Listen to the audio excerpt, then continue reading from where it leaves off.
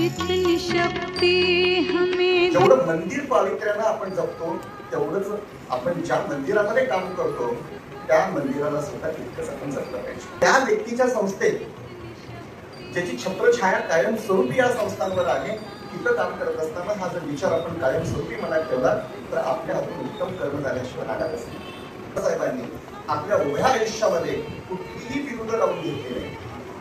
सरकार महर्षी विरुद्ध लावलं कधी पाहिलं नाही. त्यांच्या नावासमोर शिक्षण महर्षी कधी लावलं गेलं नाहीये. कुठलीच विरुद्ध नाहीये. त्यांना एकच माहित होतं मला फक्त उत्तम काम करायचं आणि या विचारातून अप्पासाहेबांनी समाजासाठी खूप मोठं योगदान दिलं. पण वाचत असताना अगदी तरुण वयाच्या 29व्या वर्षी अप्पासाहेबांना सोलापूरच्या स्वातंत्र्य लढ्यामध्ये देशाच्या स्वातंत्र्य लढ्यामध्ये योगदान देऊ असं वाटलं, उडी घेऊशी वाटली. हा भाव किती ऊर्जा निर्माण करणार आहे. शक्ति